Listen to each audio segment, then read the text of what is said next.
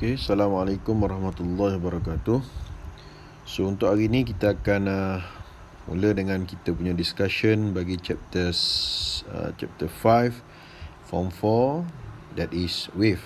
Okay, kita cuba buat revision untuk minggu ni lah, 2 kali slot, dan mungkin ada soalan-soalan tambahan yang cikgu akan bagi sebagai preparation untuk exam minggu depan.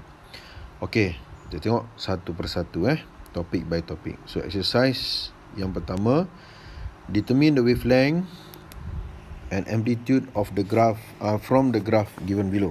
Wavelength, so ada maklumat yang diberi atau yang kita kena cari, so tolong garis wavelength dan amplitude from the graph given. Okay, bila kita diberi graph, kita kena tengok apakah axis graph yang terlibat. Jadi paksi Y kita ialah displacement, manakala paksi X kita ialah time. Okay, bila nak cari amplitude kita kena rujuk paksi Y. Kenapa? Sebab amplitude ni, kalau awak ingat balik, amplitude adalah maximum displacement. Jadi maksudnya kita kena rujuk kepada displacement kita. Nah, displacement berada pada paksi Y. Berapakah nilai displacement kita yang maksimum? So ini nilai yang kita nak cari. Okay, jadi daripada soalan yang diberi, dia bagi dekat kita ialah 5 cm ni ialah daripada amplitude atas sampai amplitude bawah. Okay, jadi bila kita kata displacement, dia mesti diukur dari kedudukan keseimbangan, equilibrium position, iaitu di tengah-tengah, iaitu dekat paksi time tu lah. Jadi kalau kita ukur daripada tengah, maka kita punya amplitude kita ialah separuh daripada maximum amplitude positif to the maximum amplitude negatif, separuh lah, iaitu kita kena bahagi 2. Maka kita dapatlah 2.5 unit dia sentimeter. Okey, selesai amplitude. Kemudian nak cari wavelength. Wavelength ni apa dia? Wavelength ialah distance. Distance between two successive point at the same phase. Maksudnya kalau kita ambil rujuk kepada titik crash, dia kena jumpa dengan the next crash. Itu adalah kita punya wavelength. Okay, dia wavelength So bila wavelength, so maknanya dekat soalan ni dia salah lah. Dia tak boleh time lah. Sebab time ni, kalau dia guna time, maka yang kita akan cari ialah period. Jadi kalau wavelength bermaksud kita punya paksi X ni kena distance. Nampak? Kita dah tahu dah. Soalan dengan maklumat soalan tu tak match. Tak betul lah kan? Jadi sepatutnya kalau soalan tanya wavelength, paksi X tu dia ialah distance.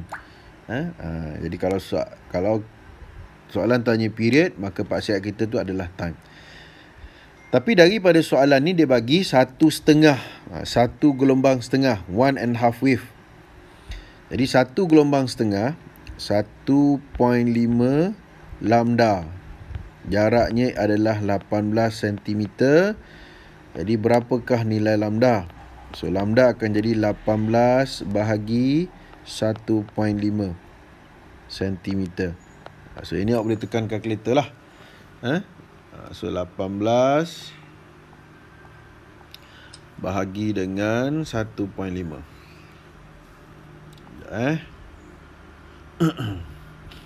18 bahagi 1.5. So kita dapatlah jawapan dia 12 cm. Okey, selesai nombor 1. Okay, kita pergi pada soalan nombor 2. Slinky spring vibrated to generated longitudinal wave. Wavelength of the wave is, apa yang kita boleh nampak, kawasan spring kita tu ada 2. Satu ialah yang rapat-rapat. Yang rapat-rapat ni kita panggil dia dengan nama compression. Kita labelkan dengan huruf C lah, compression. Dan satu lagi bahagian yang jarang-jarang. Jarang-jarang ni kita panggil dia sebagai rarefaction. Kita labelkan sebagai R. Jadi compression dan rarefaction ni dia berlaku macam mana secara berselang-seling. Compression dengan rarefaction ni dia berlaku secara berselang-seling. Okey. Jadi bila kita nak cari apa? Kita nak cari wavelength. Wavelength ni ialah apa dia? Distance between two successive point at the same phase. Dan same phase di sini merujuk kepada keadaan crash kena jumpa dengan crash. Kalau keadaan compression, kena jumpa dengan keadaan compression. Kalau keadaannya rarefaction, jumpa dengan rarefaction. Kalau kita punya bentuk gelombang tu ada crash dengan ada trough, kalau crash kena jumpa dengan crash. Kalau trough kena jumpa dengan trough. Cuma bila kita kata lambda, dia mesti suksesif, yang berturutan. Okay, jadi dalam gambar rajah ini kita ada berapa lambda? Okay, yang ni crash, rarefaction jumpa dengan compression jumpa dengan compression. Okay, ini satu lambda. Kemudian daripada compression, mampatan bahasa Melayu, kepada the next compression, kita dapat lagi satu lambda. So, untuk jarak 40 cm itu kita ada berapa lambda? 2 lambda. 2 lambda bersama dengan 40 cm. Maka boleh tak kita cari nilai lambda? So, nilai lambda kita ialah 40 bahagi dengan 2. So, kita dapatlah jawapan dia ialah 20 cm. Okey. Selesai nombor 2. Nombor 3. A whistle produce a sound at a frequency of 400 Hz. So kita garis dulu 400 Hz. If the speed of the sound is 600 meter per second, determine the wavelength of the sound wave. Okay. Apa maklumat yang dia bagi, kita cuba catatkan dulu. Yang pertama dia bagi frekuensi, simbolnya ialah F, 400 Hz. Okay, kemudian dia bagi speed V, berapa? 600 meter per second. Dia tanya apa? Dia tanya lambda. Okey, question mark. So, boleh tak kita kira nilai lambda? So, apa formula nak guna? Formula yang kita dah pernah belajar yang berkaitan dengan F, V dan lambda ialah V sama dengan F lambda. Okey, jadi kita nak gantikan nilai boleh, kita nak ubah sesuai formula pun boleh. Terpulanglah yang mana awak rasa mudah. Okey, katalah kita nak gantikan nilai. So, kalau kita nak gantikan terus nilai kita ialah V berapa? 600 meter per second sama dengan frekuensi 400 Hz. 400 Hz tu unit lainnya ialah per second darab dengan nilai lambda. So, daripada sini boleh tak kita cari berapakah nilai lambda? Okey, 600 meter per second kita bahagi kepada 400 per second. Jadi berapakah nilai lambda? Lambda kita akan jadi 6 bahagi 4, 1.5. Unit yang tinggal ialah meter lah. Sebab second negative 1 dengan second negative 1 tu dia akan cancel off. Okey. Kita pergi kepada soalan nombor 4. Soalan nombor 4. Determine the wavelength of water wave from diagram given above. Okay. So, apa yang kita boleh nampak daripada gambar rajah tu? So, yang kita boleh nampak daripada gambar rajah itu ialah wavefront. Okay. Garisan-garisan yang dilukis itu merujuk kepada wavefront. Okay. Dan biasanya bila dia lukis wavefront itu ialah dia mewakili bahagian crash. Okay. Jadi ada berapa wavefront? Jadi kalau kita bilang sini ada 1, 2, 3, 4, 5, 6, 7, 8, 9 wavefront semuanya. Okey. Bila kita ada 9 wavefront, kita ada berapa lambda? Untuk kita dapat 1 lambda, kita perlukan 2 wavefront. The distance between the two wavefront, two successive wavefront at the same phase. Maksudnya kalau crash dengan crash, maka itulah kita panggil lambda. Jadi kalau kita bilang balik berapa lambda kita ada. Okey, yang ni kita ada 1 lambda, 2 lambda, 3 lambda, 4 lambda, 5 lambda, 6 lambda, 7 lambda, 8 lambda. Okey, ini yang cikgu cakap tadi. Kalau kita ada 2 wavefront, kita akan dapat 1 lambda. Kalau kita ada 3 garisan wavefront, kita akan dapat 2 lambda. Jadi tadi kita bilang kita ada 9 wavefront. So kalau 9 wavefront berapa lambda? 9 tolak 1 lah. 9 tolak 1 kita akan dapat 8 lambda. Ataupun kalau kita nak bilang terus pun boleh. Okay. So daripada gambar rajah ni kita dapati kita ada 8 lambda yang mana jaraknya ialah 12 cm. So boleh tak kita cari nilai lambda? Ialah 12 bahagi dengan 8. 12 bahagi 8, 3/2, 1.5 dan unit dia. So dia guna sentimeter, kita masukkan. Jawapan akhir tu kena ada unit Masa kita buat calculation terpulang. Nak masukkan unit boleh, tak nak masukkan unit pun tak apa. Tapi bila jawapan akhir, maka di situ kita perlukan unit. Okey, jadi unit tu kena tengok balik lah. Apakah unit yang diberi dalam soalan. Okey, selesai nombor 4. Nombor 5. The figure shows the waveform of a slinky spring which vibrated at frequency 8 Hz. Okay, kita pun tengok graf. Graf kita apa dia? Paksi Y kita ialah displacement. Okay, so untuk pengetahuan awak, paksi Y ni memang kena displacement. Yang akan berubah ialah paksi X. Sama ada paksi X ni dia boleh mewakili distance ataupun paksi X ni dia boleh mewakili time. Okay, jadi sekarang ni dalam graf ni paksi X kita ialah distance. Soalan yang pertama, determine amplitude. So, apakah dia amplitude? Amplitude ialah maximum displacement. Maximum displacement. Maximum displacement. Jadi, displacement berada di paksi mana? Displacement berada di paksi Y. Berapakah nilai maksimum dalam paksi Y? Dan nilai ini mesti diukur dari mana? Dari equilibrium position. Equilibrium position ni ialah di tengah-tengah, iaitu di sepanjang garisan paksi X, panjang garisan paksi distance, maka itu kita panggil equilibrium position. Yang ni garisan ni kita panggil equilibrium position. Okey. Maka bila kita ukur daripada equilibrium position kepada maximum point, maximum displacement, maka displacement itu dipanggil dengan nama amplitude. Jadi berapa nilai maximum displacement kita ni? So nilai dia ialah 10 dan unit dekat paksi Y tu ialah meter. Okay, kita follow unit yang ada dekat axis tu lah.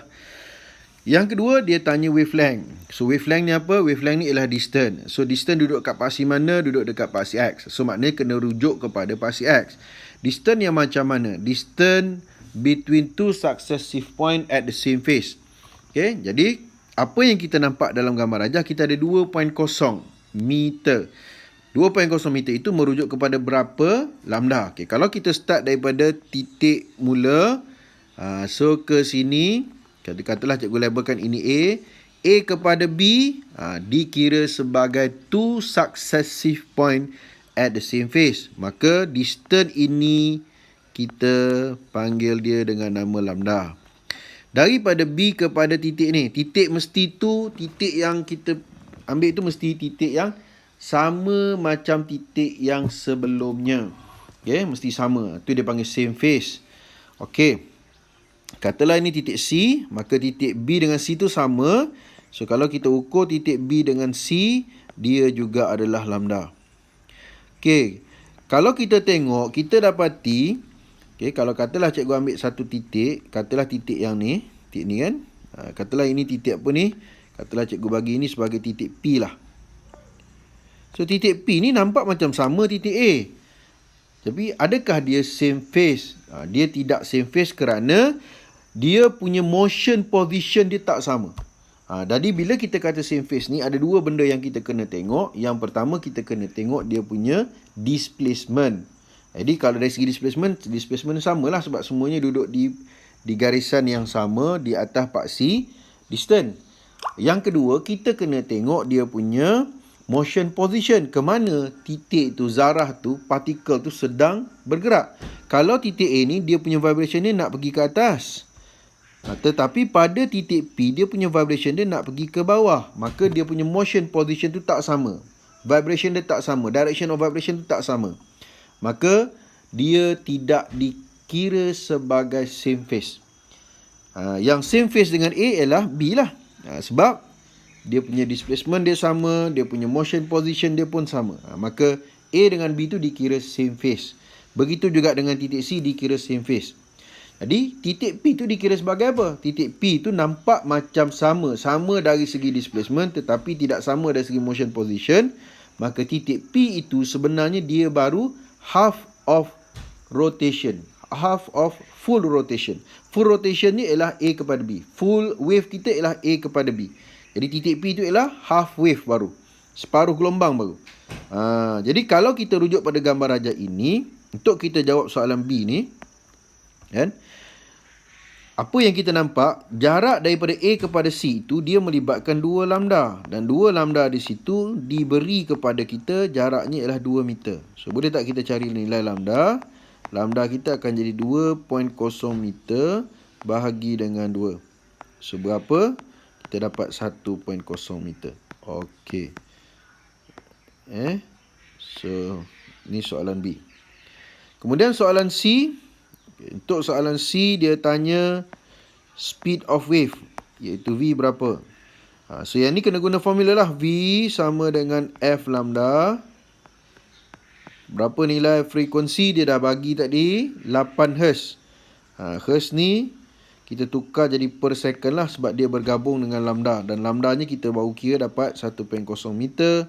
Maka nilai V kita ialah 8 kali 1, 8. Unit dia meter per second. Unit power yang lebih besar kita tulis dulu. Unit power yang lebih kecil kita tulis kemudian. Meter kuasanya positif 1, second kuasanya negatif 1. Jadi power positif lebih besar daripada power negatif. So kita tulis meter dulu, baru kita tulis per second. Okey, itu soalan nombor 5. Kemudian kita pergi kepada soalan nombor 6. Okay, untuk nombor 6, determine the frequency of the wave. Jadi frekuensi ni kita tak boleh cari directly daripada graf. Frekuensi kita kena guna formula. Apa formula yang terlibat dengan frekuensi? F sama dengan 1 per T. So apakah dia T? T ini adalah simbol untuk period. Dan apakah dia period? Period is the time taken. Bezanya situ je dengan wavelength. Wavelength is a distance. Period is the time taken.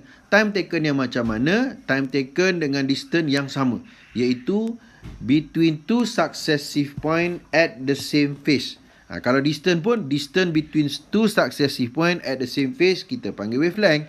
Kalau time between two successive point at the same phase, itu kita panggil period. Jadi membezakan period dengan wavelength ialah adakah dia distance ataupun adakah dia period. Adakah dia time. Tapi cara nak ukur, tempat yang kita nak ukur, titik yang kita nak ukur, titik yang sama, successive point at the same phase. Okay, kalau kita rujuk kepada gambar rajah ini, kita punya paksi X adalah time. Maka bila time, dia berkaitlah dengan period. Cuma apakah dia period? Time between two successive point at the same phase. So, apa maklumat yang dia bagi? Kita nampak dalam graf tu ialah adanya 1.0 meter. Dia ms tu bukan meter.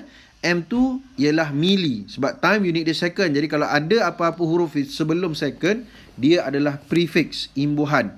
Jadi M tu imbuhan untuk mili. Mili ni 10 kuasa negatif 3. M tu ialah mili, bukannya meter. Sebab dia kata paksi X ni ialah time. Bila time unit dia second. Habis apakah M yang ada dekat second tu? Adakah dia meter? Tak. Dia adalah mili. Mili dan nilainya ialah 10 kuasa negatif 3. Okey, mili 10 kuasa negatif 3. Okey. Okey. Jadi kalau kita rujuk kepada graf yang diberi, untuk 1.0 milisecond itu kita start daripada origin. Okey, katalah ini titik A kepada sini titik B. Ni baru dikira two successive point at the same phase ataupun one full, one complete wave. A kepada B tu dikira one complete wave ataupun one full wave. Satu gelombang lengkap. Kepada titik yang seterusnya dekat sini C. Okey. Itu juga satu gelombang lengkap daripada B. Jadi bermakna daripada A kepada C kita ada dua gelombang lengkap. Maknanya kita ada dua period. Sebab apa cikgu guna period? Sebab dia merujuk kepada paksi X-nya ialah time. Tadi cikgu guna 2 lambda. Kenapa cikgu guna 2 lambda? Sebab dia merujuk kepada paksi X-nya ialah distance. Jadi 2 period bersamaan dengan 1.0 milisecond. Mili ialah 10 kuasa negatif 3. Kita gantikan terus. Jadi berapakah kita punya nilai period? So kita kena bahagilah. 1.0 kali 10 negatif 3 Okay, kita kena divide by, itulah kita pindahkan 2 pergi sebelah. Maka apakah jawapan yang kita dapat kat sini? 1 bahagi 2, 0.5, dia jadi 5. Okay, kita punya period ni ialah 5.0 kali 10 kuasa negatif 4 second. Okay, so awak boleh tekan calculator.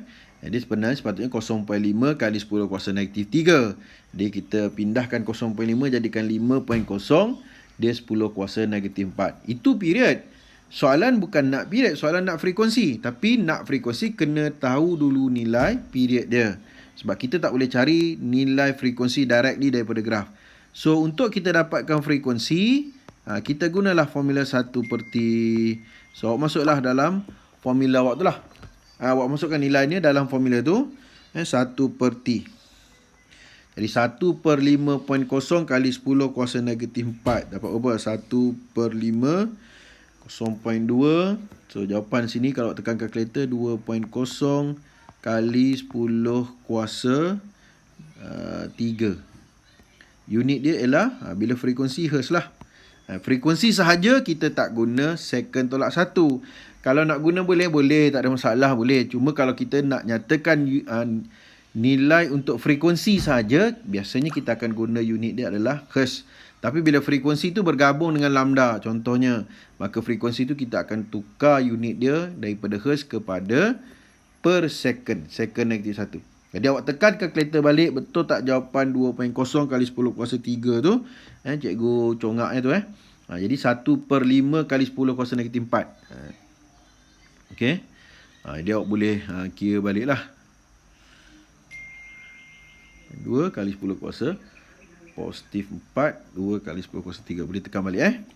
Okey, itu nombor 6. Nombor 7. The circular wave produced by a vibrating sphere dipper with a frequency of 5 Hz. What is the wave speed? So kita cari speed. So apa maklumat dia bagi? Dia bagi frekuensi, nilai dia ialah 5 Hz. Dan daripada gambar rajah kita boleh cari apa? Kita boleh cari lambda. Ada berapa lambda? Okey, garisan yang dilukis, apa yang cikgu dah bagi tahu, dia adalah merupakan garisan wavefront. Dan biasanya wavefront itu merujuk kepada bahagian crash. Dan jarak di antara satu wavefront kepada satu wavefront, dia adalah lambda. Okey, ini adalah lambda. Okey. Jadi untuk 4.5 tu ada berapa lambda? So kalau kita bilang, yang ni ada 1 lambda, ini ada 1 lambda, ini ada 1 lambda. Maknanya untuk 4.5 cm, kita ada 3 lambda. So maknanya 3 lambda jaraknya adalah 4.5 unit dia cm.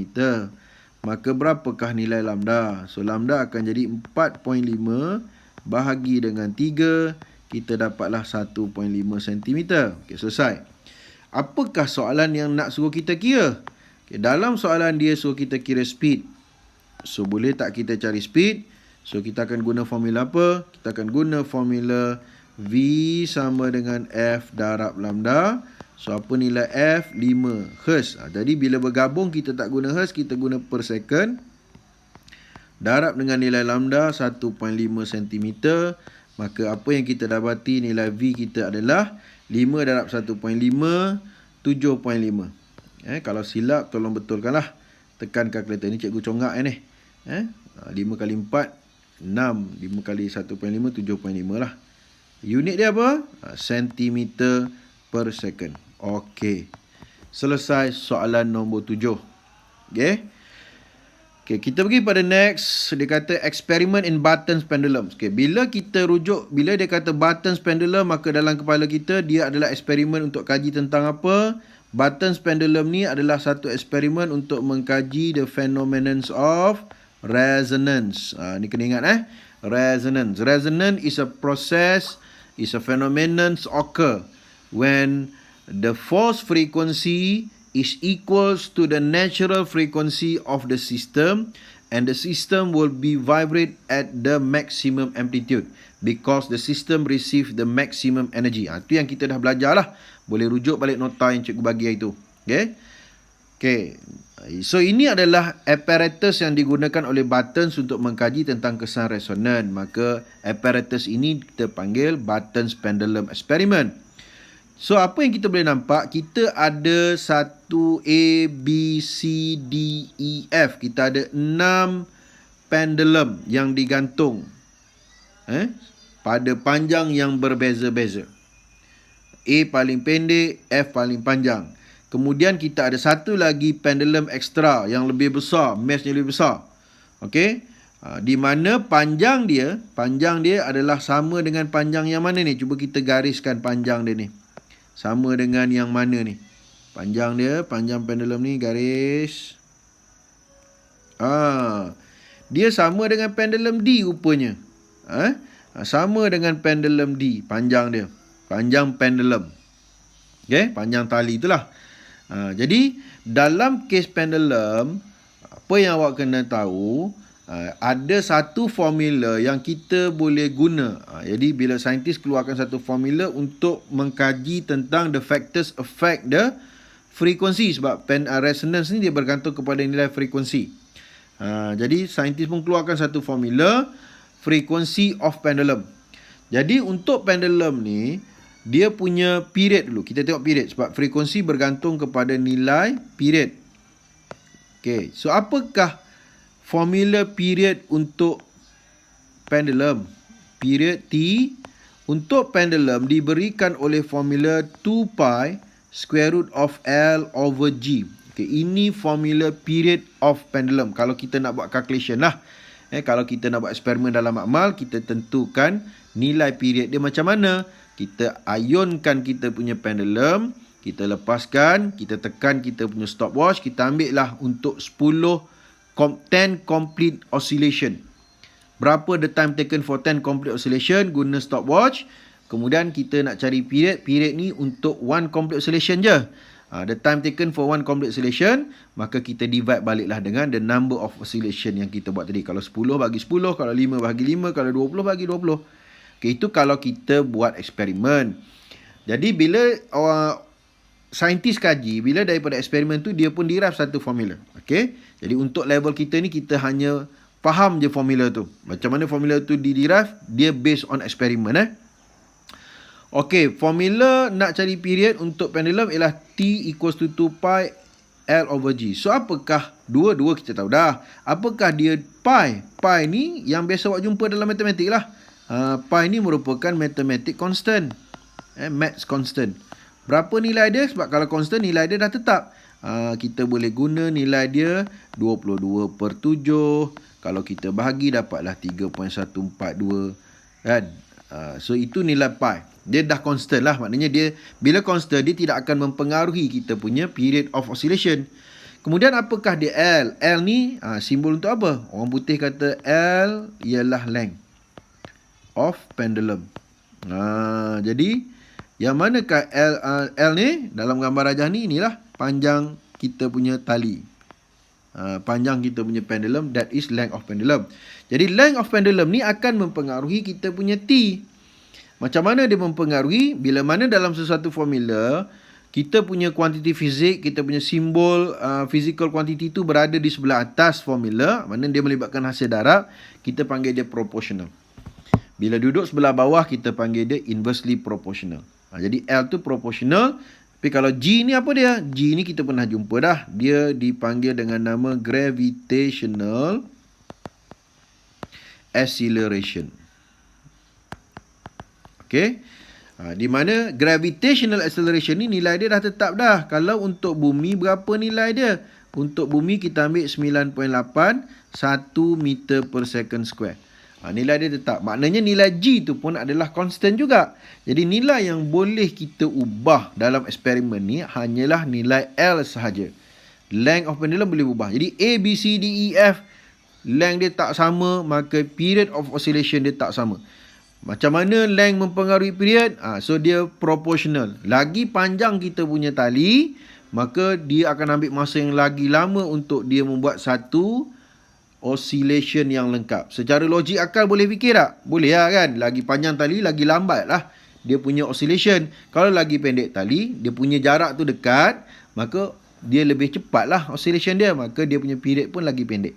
Logik akal pun boleh fikir, kan? Tapi dalam phenomenon of resonance, kita tidak kata pasal period, kita kata pasal frekuensi.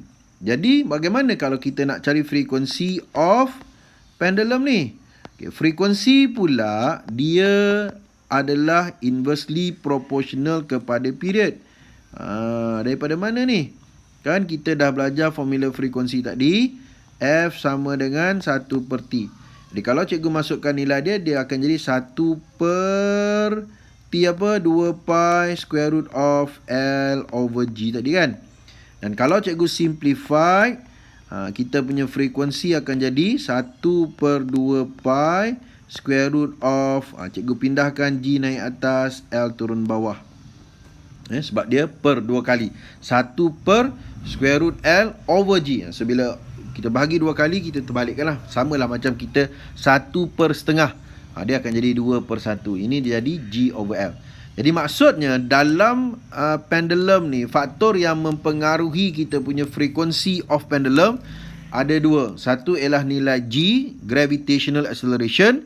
Tetapi kita katakan tadi nilai G tu constant. Cuma kalau kita berada pada planet yang berbeza, maka planet berbeza, nilai G dia berbeza, barulah ada efek kepada frekuensi. Tapi kalau kita berada dalam planet yang sama, kita duduk kat Malaysia, kita duduk kat Korea, kita duduk kat Arab Saudi, kita duduk kat US, masih dalam planet yang sama, maka nilai G dia samalah. Maka dia tidak mempengaruhi lah nilai frekuensi. Cuma yang akan berubahnya, yang boleh kita ubahnya ialah nilai L lah. Cuma di sini frekuensi dengan L dia dah terbalik. Sebab frekuensi dengan period kan hubungan dia inversely proportional. Jadi kalaulah period tadi proportional kepada L, maka frekuensi akan jadi inversely proportional kepada L. Maksudnya apa? Maksudnya kalau kita punya tali pendek, frekuensinya lagi tinggi. Maksudnya dia punya oscillation dia laju, dia punya number of complete oscillation dia akan jadi banyak lah. Frekuensi ni ialah the number of complete oscillation in 1 second. Jadi the number of complete oscillation bila tali pendek lagi banyak berbanding dengan tali panjang, sebab dia lambat, slow kan. Period dia panjang, maka frekuensi dia akan jadi rendah. Bilangan oscillation yang lengkap yang dia boleh buat dalam satu saat sikit sahaja. Okey. Jadi maksudnya dekat sini dalam case Button's pendulum experiment ni, kita nak tahu frekuensi, yang mana yang sama. Maka dua frekuensi yang sama, maka dia dikatakan mengalami resonance. Dan kesan daripada resonance, sistem yang kita tak beri force untuk dia vibrate, untuk dia oscillate, dia akan receive maximum energy, dan bila dia dapat energy yang tinggi, dia akan oscillate dengan amplitude maximum. Okey, dalam resonance ni kita akan ada dua frekuensi. Cuma dua frekuensi ni beza dia ialah satu namanya force frequency dan satu lagi namanya natural frequency. Kenapa nama dia force frequency? Sebab kita tarik dia. Contohnya kita tarik pendulum X sahaja. Kita tarik pendulum X sahaja. Bermaksud pada pendulum X ni kita telah berikan force untuk dia oscillate. Maka bila dia oscillate, pendulum X itu dikatakan oscillate with force frequency sebab diberi force daripada kita. Pendulum lain kita tak gerakkan dia, kita biarkan sahaja, tetapi lama kelamaan kita dapati kesemua pendulum lain A, B, C, D, E, F akan oscillate juga. Bila sesuatu sistem tu dia nak oscillate, dia mesti kena ada energi. So daripada mana energi dia terima? Energi diterima daripada tali penyambung sebelah atas. Okay, disebabkan oleh semua pendulum ni disambung pada tali penyambung yang sama sebelah atas, maka tenaga yang ada pada pendulum X tu akan dipindahkan melalui tali penyambung sebelah atas, kita panggil upper string, menyebabkan semua pendulum yang lain pun akan receive energy from pendulum X, tetapi dengan nilai yang berbeza-beza. Jadi nilai yang diterima energi itu bergantung kepada apa? Bergantung kepada length of pendulum. Apabila pendulum itu mempunyai length yang sama dengan force frequency, maka pendulum itu akan receive the maximum energy. Jadi kalau kita lukis tadi, kita dapati pendulum D, length dia sama dengan pendulum X, maka pendulum D itu akan receive energy maximum berbanding dengan pendulum lain. Semua receive energy tapi dengan nilai yang berbeza-beza. Jadi nilai yang maksimum bila mana dia punya length dia sama dengan pendulum yang ada force frekuensi. Jadi semua pendulum lain A, B, C, D, F tu dia ada, bila dia oscillate, kesan daripada dia dapat energi daripada pendulum X, tapi bukan daripada force yang kita beri, maka kesemua A sampai F tu dia akan oscillate dengan natural frequency sebab tidak diberi force daripada luar. Jadi disebabkan oleh kerana pendulum D tu length dia sama dengan pendulum X, dia receive maximum energy, maka kenapa dia terima maximum energy? Sebab dia punya natural frequency of pendulum D sama dengan force frequency pendulum X. Maka pendulum D itu akan receive maximum energy, dia akan oscillate dengan maximum amplitude, maka dia dikatakan mengalami resonance. Itu cerita dia. Okay, cikgu cerita dalam bentuk verbal. Awak boleh rujuk balik nota cikgu yang cikgu dah bagi hari tu. Itu cerita dia. Okay, bagaimana resonance berlaku dalam Button's pendulum experiment. Okay. Sebab soalan tadi, what happened pendulum X when it made to oscillate. Jadi cerita dia lah, bila X tu kita oscillatekan dia, maka dia akan oscillate dengan satu frekuensi namanya force frekuensi sebab kita beri force kepada dia. Jadi kesannya apa dia? Energi yang ada pada pendulum X akan dipindahkan. The energy is transferred to the other pendulum through the upper string. So all the pendulum will receive energy and start to oscillate too.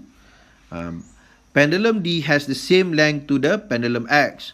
So pendulum D receive the maximum energy and it oscillate with the maximum amplitude because the natural frequency of pendulum D is same as the force frequency of pendulum X. So pendulum D is said to be a resonance. Okay, itu cerita dia.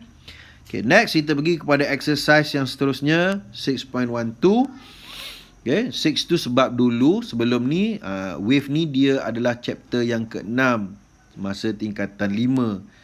Tapi sekarang ni dia dah dibawa ke tingkatan 4, dia jadi chapter yang ke-5 tingkatan 4. Jadi cikgu guna bahan yang silibus KBSM, tapi silibusnya masih sama, cuma dia susun semula.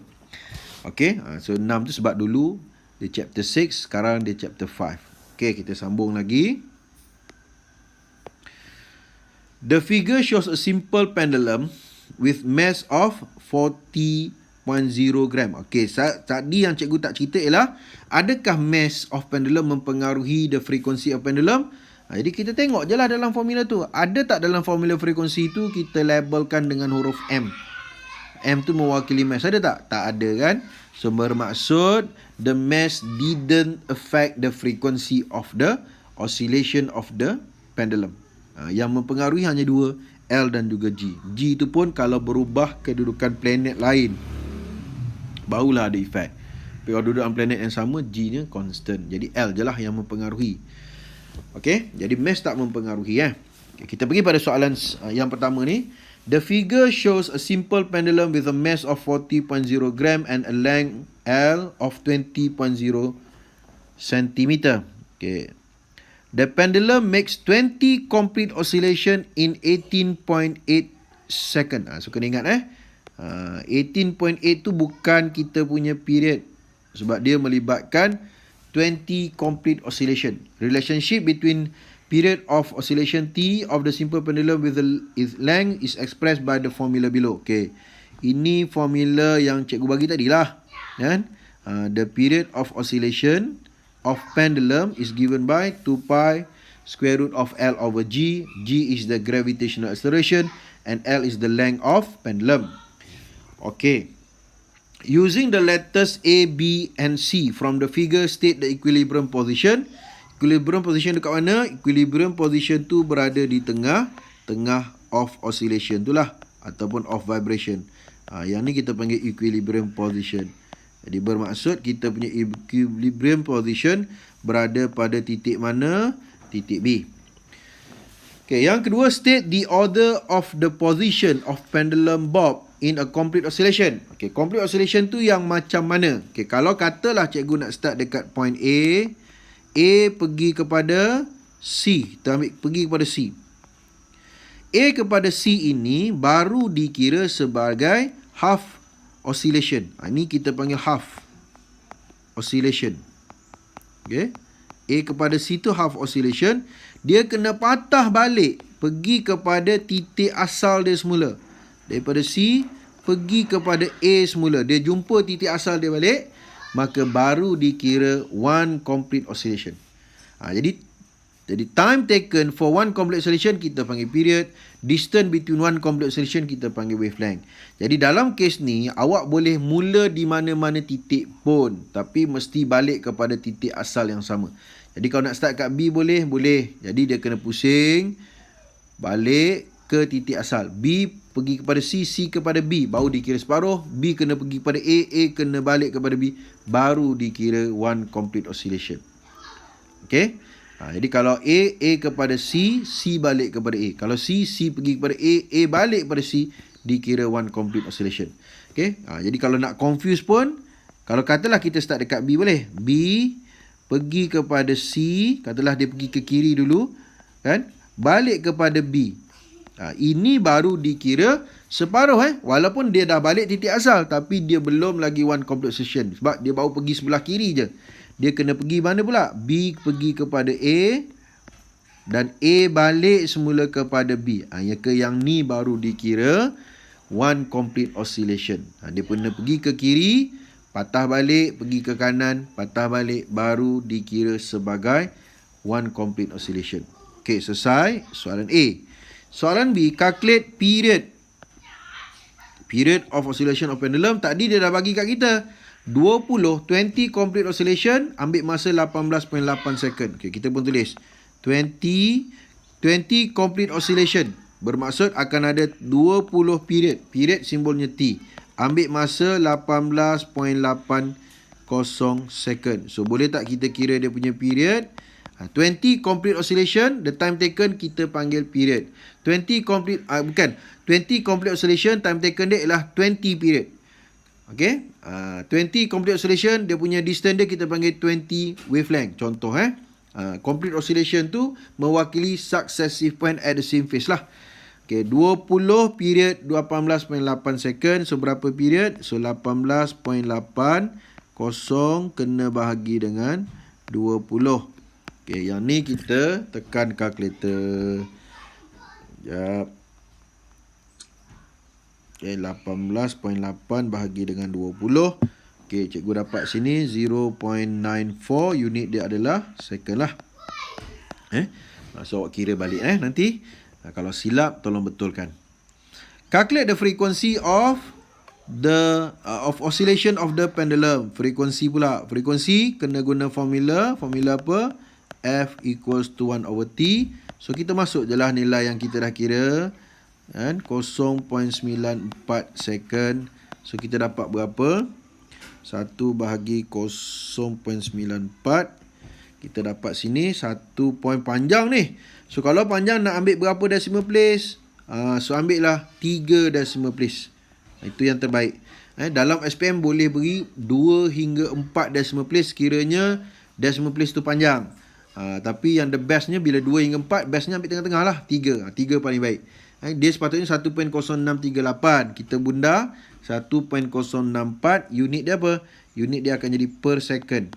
Tetapi bila kita nak cari frekuensi je, yang cikgu cakap tadi, frekuensi sahaja, lebih baik kita guna unit Hertz. Tapi kalau per second salah ke cikgu? Tak salah, betul juga. Cuma yang lebih baik bila frekuensi single, kita gunalah Hertz. Tapi kalau frekuensi combine dengan lambda, so kita gunalah unit per second. Okay, next question D. What happened to the frequency? Dia tanya frekuensi of the pendulum bob with a mass of 50.0 gram. Okay, ini yang cikgu cakap tadi. Kalaulah kita ada formula periodnya, iaitu T equals to 2 pi square root of L over G. Boleh tak kita cari frekuensi daripada formula ni? Frekuensi is 1 over period. So 1 over 2 pi square root of L over G. Jadi kalau kita nak simplify kan kita punya formula ni boleh. Boleh. Iaitu 1 over 2 pi and 2 pi. Square root of, cikgu nak pindahkan G naik atas, L turun bawah. Jadi daripada formula ni, ada tak kita tulis simbol M yang mewakili mesh? Tak ada. Bila tak ada, adakah mesh mempengaruhi frekuensi? Kita ubah nilai mesh. Kan, asalnya kita guna berapa gram? Okay, kat sini dia kata 40 gram. Sekarang ni kita guna 50 gram. Kita guna mesh yang lagi besar. Tapi, mesh tidak akan mempengaruhi kita punya frekuensi. Jadi, frekuensi dia same lah. Frekuensi tak berubah. Frekuensi is unchanged. Tak berubah. Soalan E, determine the frequency. So kita nak cari frequency of pendulum when the length of pendulum is increased to 80 cm. Okay, jadi keadaan yang pertama dia bagi berapa? Nilai length dia ialah 20 cm. Okay, dia dah bagi dah length dia 20 cm ni length 20 cm. Okay, length 20 cm, frekuensi yang kita dapat ialah 1.064 Hz. Okay, jadi boleh tak kita kira nilai frekuensi yang baru ketika mana length dia adalah 80 cm. Okay, cuba kita masukkan maklumat. Ni panjang sikit. Length yang pertama 20 cm.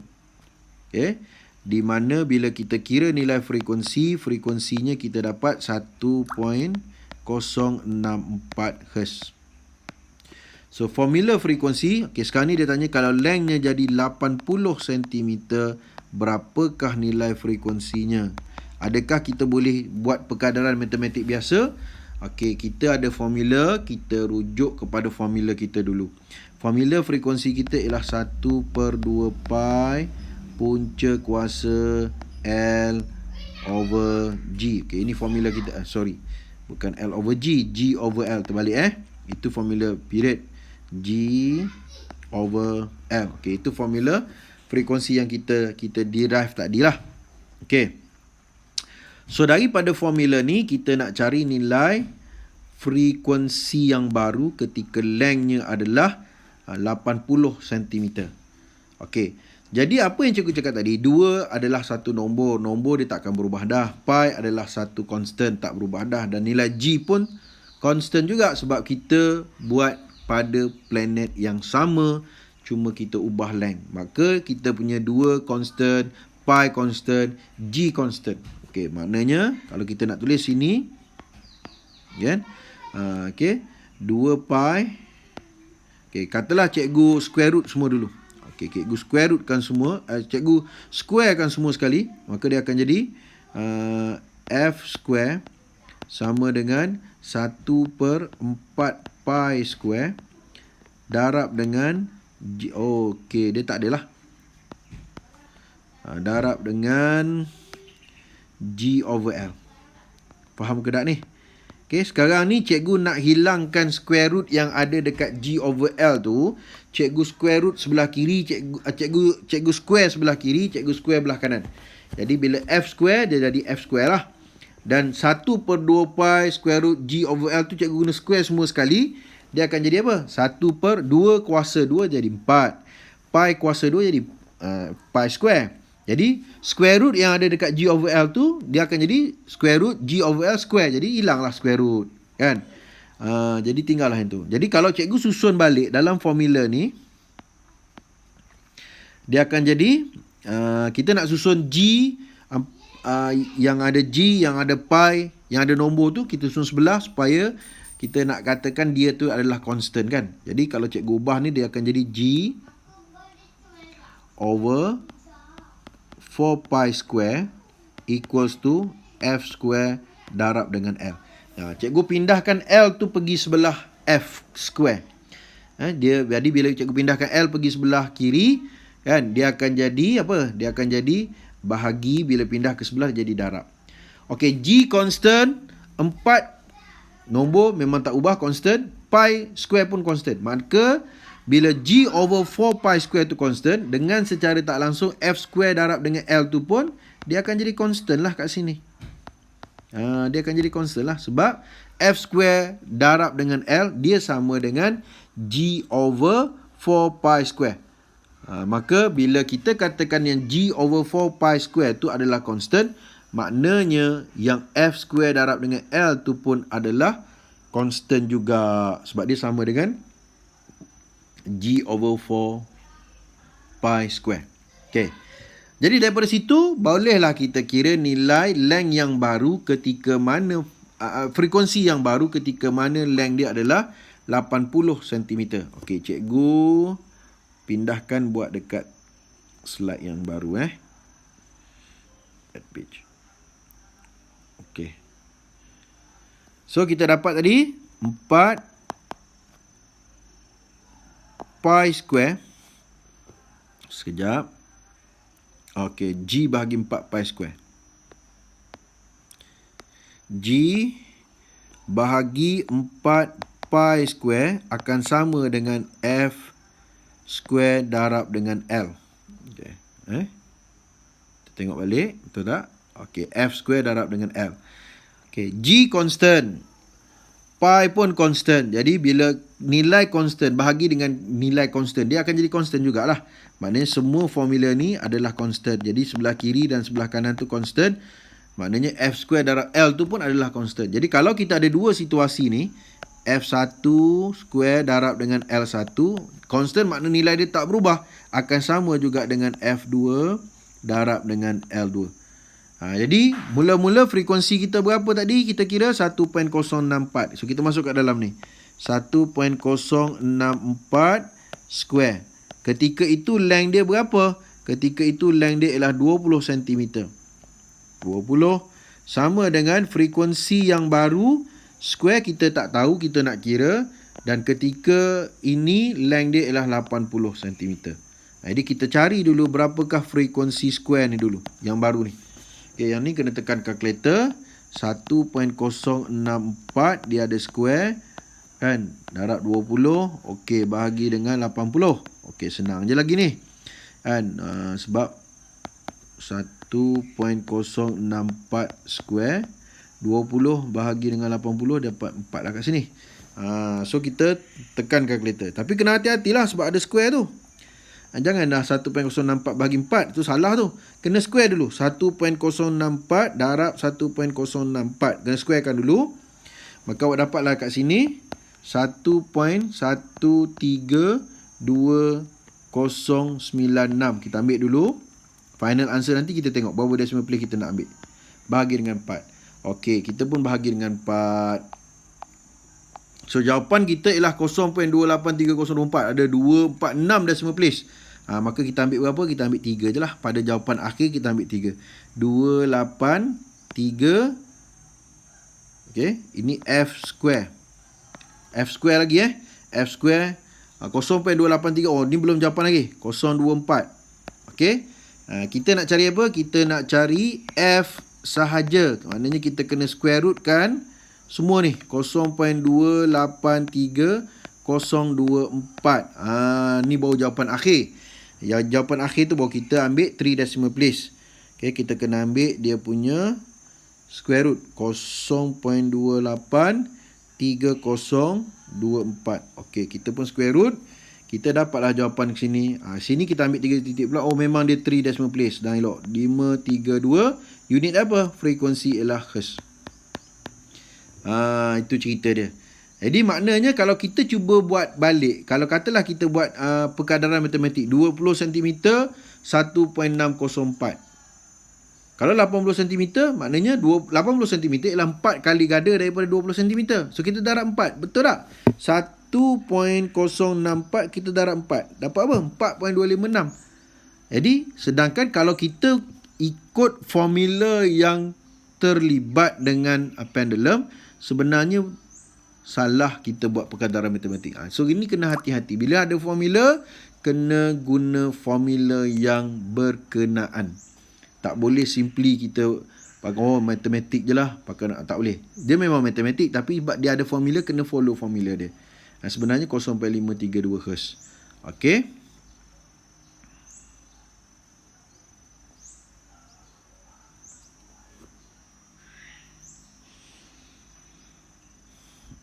Okey. So kalau kita ikut teori kata pun betul lah kan, sebab lagi pendek tali, lagi cepatlah dia punya oscillation. Bila lagi cepat oscillation, lagi banyak dia punya oscillation yang dia boleh buat dalam 1 second, maka frekuensi dia tinggi. Tapi kalau tali kita panjang, dia slow lah motion dia, lambat. Bila lambat, complete oscillation dia sikit je dia boleh buat. Betul lah yang kita kira. Sebab tu tak boleh buat perkadaran matematik secara direct, sebab dia ada formula. Okey, so kena hati-hatilah. Soalan F, after oscillating number of times the pendulum, okay, after oscillating number of times the pendulum finally stop. Why? Kenapa suatu sistem yang oscillate ke vibrate ke, kalau kita biar lama-lama dia akan berhenti akhirnya? Kerana adanya apa? Kerana adanya faktor damping effect. Kesan pelembapan kita panggil. Damping effect ni kerana adanya energy loss lah. Kerana berlakunya energy loss. Energy loss ni maksudnya sebahagian daripada energi yang dia dah ada telah bertukar kepada energi lain. Tu kita panggil energy loss. Okay, soalan G, sketch a displacement time graph to show the oscillation of pendulum until it stop. Okay, macam manakah graf damping yang kita pernah lukis? Okay, bila nak lukis graf, dia mesti ada dua axis kan? Lukis axis dulu. Axis vertical, axis horizontal. Okay, axis vertical mewakili apa? Axis horizontal mewakili apa? Itu kena ingat. Okay. Okay, axis vertical mewakili displacement. Dia dah bagi tahu dah. Displacement against axis X mewakili time. Okay, bentuk graf kita macam mana? So kalau ingat balik, kita punya graf amplitude dia decreases, finally dia jadi 0. Okay, sketch. Ini kita panggil sketch lah, lebih kurang, tapi nampaklah bentuk dia. Okey, selesai. Borderline dulu, borderline. Kemudian baru kita lukis dia punya wave oscillation. Amplitude berkurang tetapi dengan frekuensi yang sama. Lebih kurang Okey. So itu bentuk graf dia. Okey. Bentuk graf damping effect. Soalan H, state the type of energy of pendulum when it located at B. At B, kita tengok gambar rajah balik. Mana at B? At B. Okey, B tu tengah-tengah. Okey, kita akan ukur energinya bermula daripada equilibrium position. Jadi ketika dia berada dekat equilibrium position, energi dia 0 lah. Tapi dia tanya state the type of energy of pendulum when it located at B. So dekat B dia tak bergerak lagi. So dia tak ada energi lagi kat situ. Tapi bila kita tarik kepada titik C, okay, dia dah ada satu energi. Okay, kalau cikgu lukis balik gambar rajah dia, kan? Gambar rajah dia, ni pendulum kita. Okay, ini titik B. Okay, kita tengok dulu Pada mulanya B ni di tengah-tengah. Okay, sebelah kanan ni titik A. Maka bila dia oscillate, dia akan bergerak A kepada C. Kemudian balik kepada A. Okey, pada titik B, dia duduk di tengah-tengah. Jadi sebelum dia oscillate, dia tak ada energi lah. Okay, untuk dia oscillate, kita kena beri external energy dekat dia. Okey, kita pun tarik dia pergi dekat A. Tarik pergi dekat A. So dekat A dengan titik C tu sama level dia, sama tinggi dia. Okey, bila melibatkan ketinggian.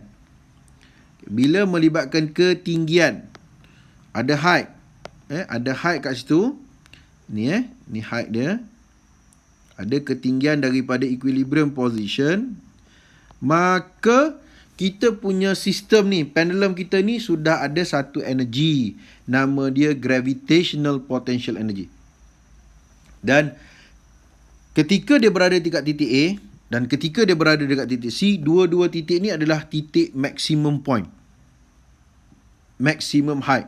Jadi bila maximum height, energi yang dia ada hanya satu je, iaitu gravitational potential energy.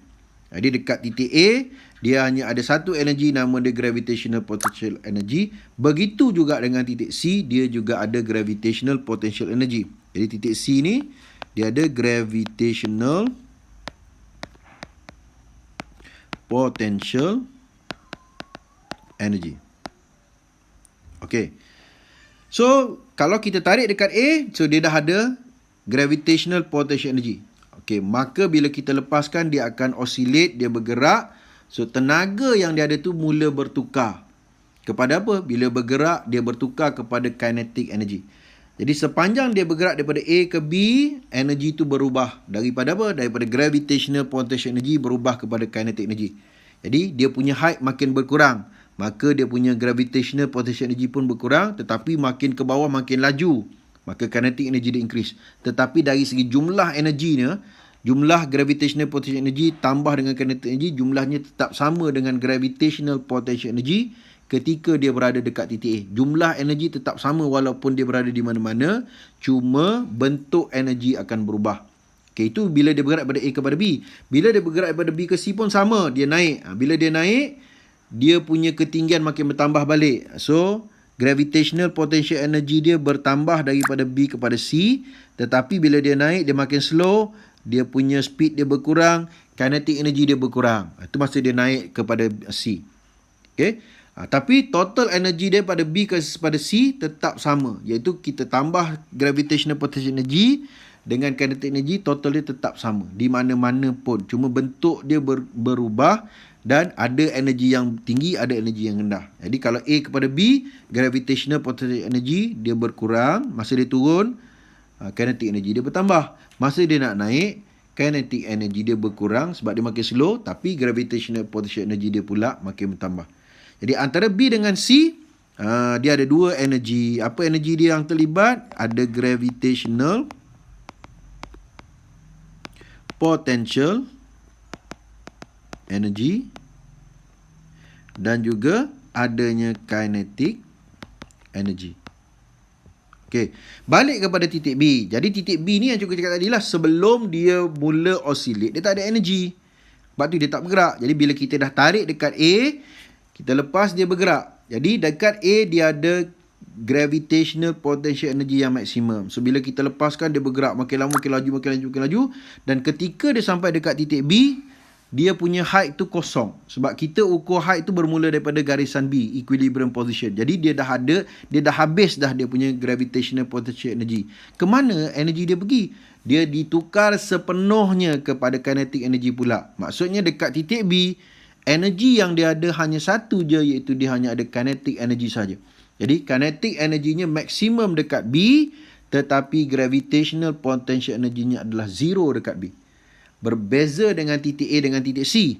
Pada titik A dengan titik C, gravitational potential energy dia adalah maksimum, tetapi kinetic energinya zero. Sebab titik A dengan C tu dia tak bergerak. Seolah-olah macam dia nak turun balik, dia berhenti kat situ sekejap, lepas dia turun. Okay? So itu cerita dekat A dengan C. Kinetic energinya zero sebab dia tak bergerak pada titik A, C. Speed kosong, kinetic energy kosong. Dia hanya ada gravitational potential energy yang maksimum. So, bila dia bergerak turun, makin laju, dekat titik B, speed dia maksimum, kinetic energy dia maksimum, gravitational potential energy dia zero. Jadi, dekat titik B, dia akan ada apa? Ini kita andaikan dia dah oscillate lah, kinetic energy. Jadi, sebelum dia oscillate, memang dia tak ada energy. Jadi, bila dia oscillate, dekat B tu ada kinetic energy sahaja, di mana nilainya adalah maksimum. Dekat titik A dengan C tu, dia hanya ada gravitational potential energy sahaja, yang mana nilainya maksimum. In between A dengan B, B dengan C, dia akan ada dua energi yang berubah, saling berubah, iaitu kinetic energy dengan gravitational potential energy. Okey, jadi cikgu rasa untuk yang hari ni sampai situ je dulu. Cuba awak fahamkan balik. Kalau ada mana-mana yang awak tak jelas, tak faham, so boleh tanya dekat cikgu balik. Boleh tanya dekat cikgu, boleh PM supaya nanti cikgu boleh explain balik pada next kelas yang seterusnya. Jadi itulah cerita dia. Jadi kadang-kadang bila kita belajar dalam kelas, kita rasa macam kita faham yang cikgu cerita. Jadi bila kita buat soalan, kenapa soalan macam ni? Rasa macam dah faham dah, cuba tak boleh buat. Jadi cuba fahamkan. Kalau masih tak jelas, boleh PM cikgu supaya kita boleh bincang masa slot kelas nanti. Dan seterusnya nanti, kalau awak dah selesai ni, tak ada masalah, awak boleh sambung terus dengan latihan-latihan dalam ni. Dan kita akan discuss balik soalan ni dalam slot kelas yang seterusnya. Jadi untuk hari ni, cukup di situ saja dulu. Okay. So, Assalamualaikum warahmatullahi wabarakatuh.